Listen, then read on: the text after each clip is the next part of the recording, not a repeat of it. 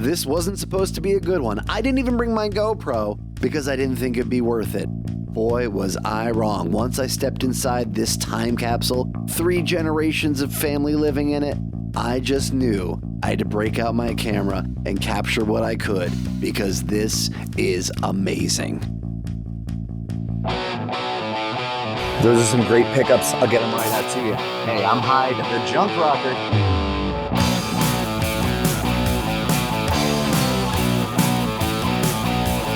Starting down in the basement. That's where I always find a lot of my good stuff, and it's the foundation of the house. It's got to be the foundation of the story. Check this out. These barrels here coming out of Michigan, they are for alcohol from Sharple Solvents Corporation. They would provide for a lot of industrial towns, and that's exactly what Waterbury is. So those sitting there preserved in a basement in 2026, crazy. This Premier B stove, it comes out of the Boston Stove Foundry Company, Reading, Massachusetts. Just incredible. Obviously doesn't look like it's been used in years. Whereas this wringer washer was used up until the woman passed away last year. This was her main washing machine. How amazing is that?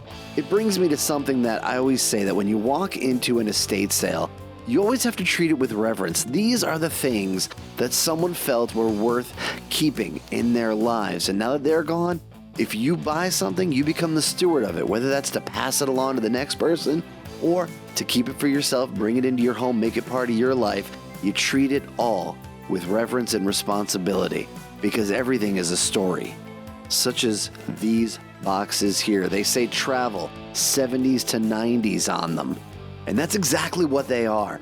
This woman who lived here, she was born in 1951. She was the 3rd generation to occupy this home. It was built in 1948, but the woman who bought it, she moved her family in and then got married and of course had a baby. And so those generations lived together. She went traveling in her life. So many different places all around the world. You can see TWA right there. I mean, that's old school airplane right there. So amazing to look through this, because she documented everything. She kept every receipt, every bag from a souvenir, every little thing here and there. I'm going to show you some examples of that, but I'm going to tell you right now, what you see is just the tip of the iceberg. There are so many things to go through in these boxes. I can tell you, I absolutely bought them. I mean, having this Disney Eiffel Tower thing kind of made it easy, but you're about to see just some of it. But I'm telling you, there's going to be more out of this. So I'm going to say right now, like and subscribe, because these stories will be told in some future episodes of something else I'm going to work on. I mean, a cocktail napkin from 1974 from where she went. Here's a letter from a hotel in England saying, thanks for inquiring. Here's where you want to go. Zurich, Switzerland, Monaco, little ticket stubs to things that she was a part of. I love that Trident bag. It's just something kind of cool. How about checking Geneva? Just absolutely incredible. Then, of course, Vienna, Austria. This is not something you see every day. This is a person who got out and enjoyed themselves. Also took in all the culture. Lots of plays, lots of symphonies, operas. How about the Berlin Zoo? What a napkin that is. Just insane how many great things you'll find here. The San Diego Zoo and SeaWorld, along with the performing arts. Handwritten directions on a cocktail napkin. It's just amazing to see all this stuff. Washington, D.C., a letter from a congressman along with passes inviting them to come visit. So many things to go through, and a "we'll miss you and welcome back" letter from mom with almost every trip. And then this cute little poem. It's so amazing. There's a story here, and I want to know more about it. So as I dig in, I'm going to be sharing more and more about the things we find here. Now, this wardrobe, very, very cool, but it has a secret. Look at this. It's a beautiful wardrobe, but what's that tacked to the side of it there? Well, 10 home water supply precautions. Yep, okay.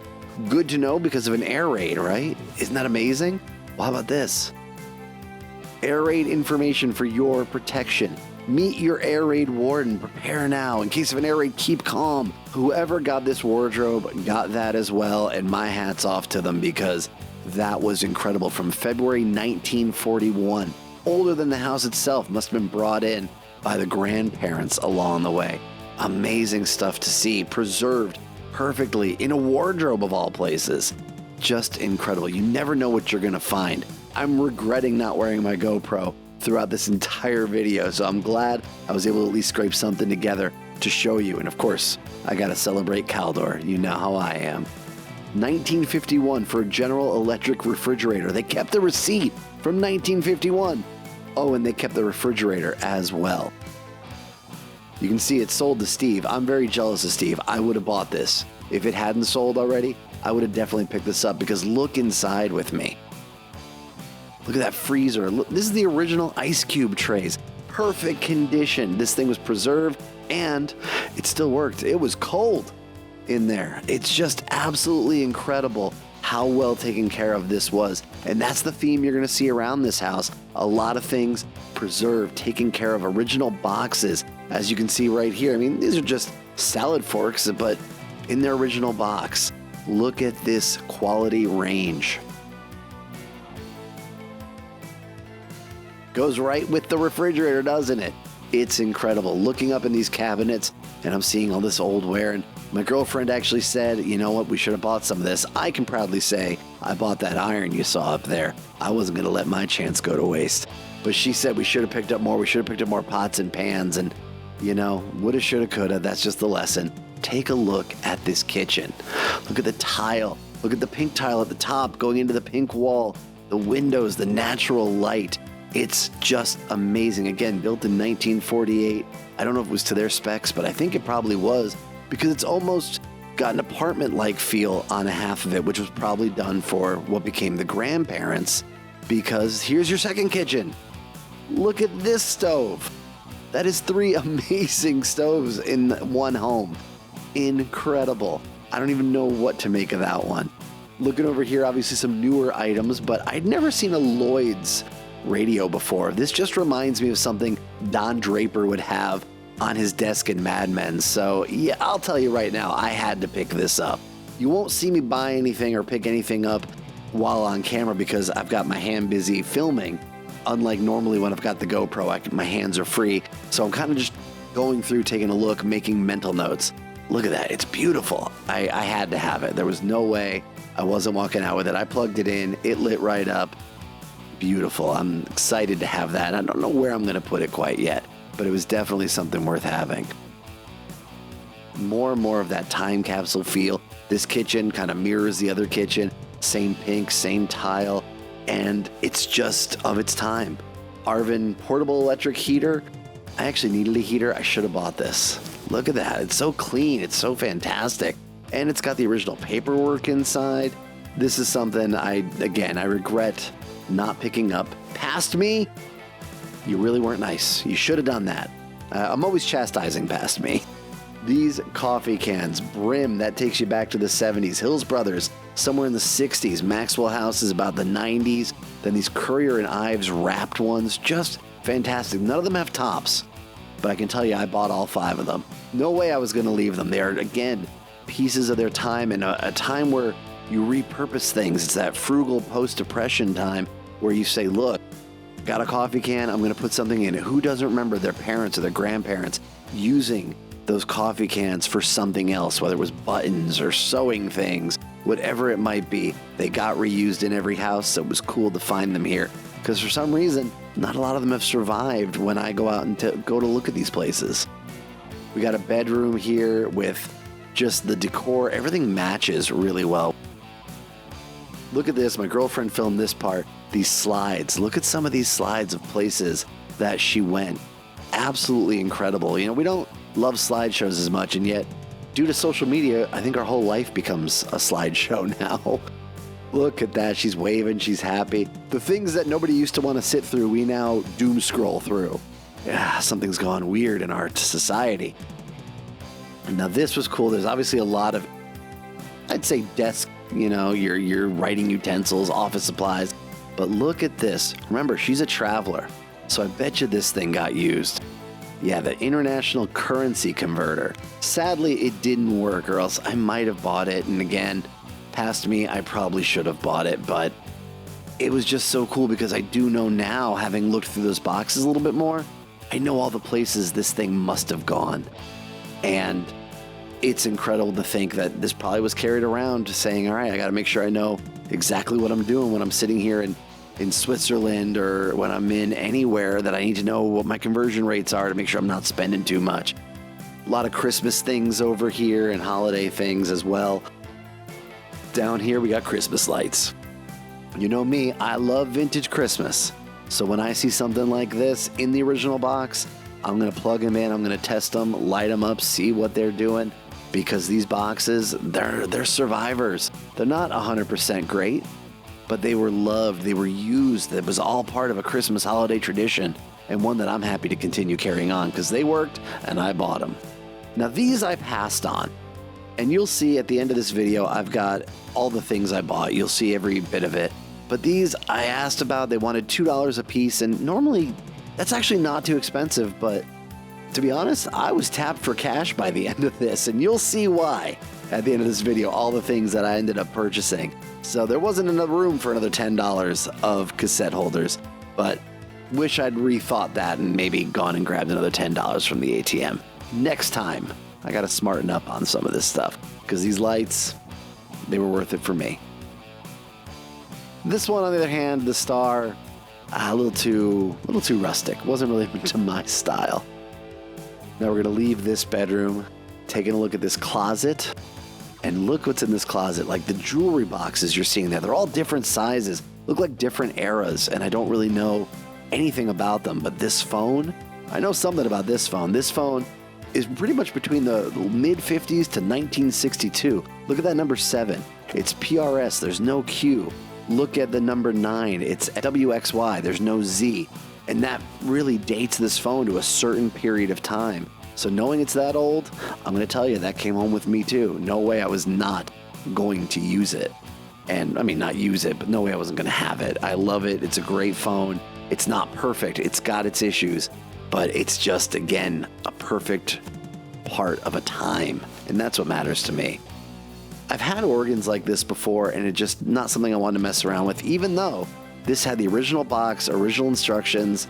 Looking at it now, again, I'm getting that little bit of non-buyer's remorse. Maybe I should have picked it up, but it wasn't for me on this day.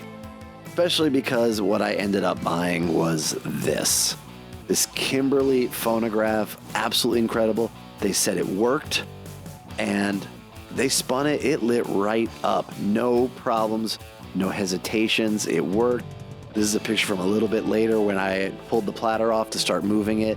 There's the absolutely gorgeous thing right at the back of the top. This is, of course, the plate that gives you the model number. Not a lot out there on the Kimberly company, but I did find they were manufactured between 1919 and 1925, making this over 100 years old at the least. So, yeah, we worked out a deal in addition to the other things we bought. And I'm very happy. They were very happy.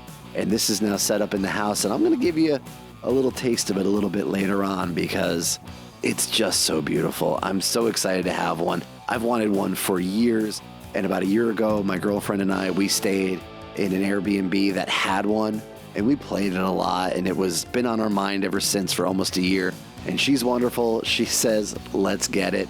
We made the deal happen. Got the last bedroom here. I think that was probably attached to that first kitchen. And again, you got some like furniture, some very old calendars going back to 81, 79. I think there was 71 in there. Just a whole hodgepodge, but nothing, again, that was for my taste. So I ended up leaving them.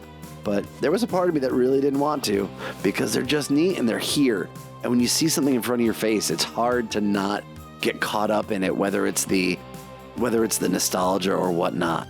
Now these, absolutely cool. Look at that. There's 2 of them. These wreaths, I had to buy them. Those came home. Those are going to be up. There's going to be one front of the house, the back of the house. I'm real excited for that this upcoming Christmas.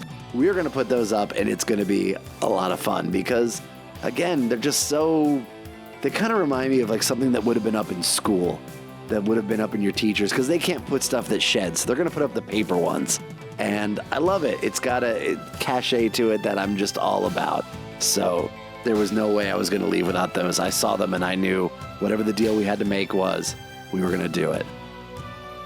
So let's get into some of the cool stuff that I picked up. I want you to see the final piece here after we check out this cool bathroom. Again, great tile. but I want you to see all the stuff that we picked up. You've seen most of it. There's a few additional items that maybe you hadn't, so let's see what we got here. We got a mirror there on the left that you didn't see, and then the Kodak camera that kind of looks like it's on a display up at the top, and then a cross stitch that says Noel. Again, amazing stuff, a beautiful time capsule home, and now check this out.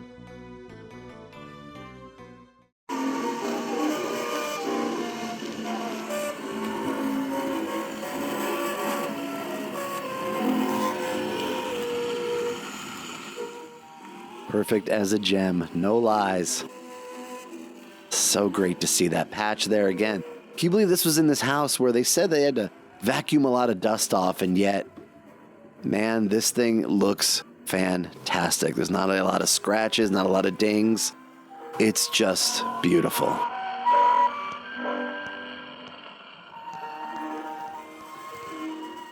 The crackles, the warmth, it's all part of the charm.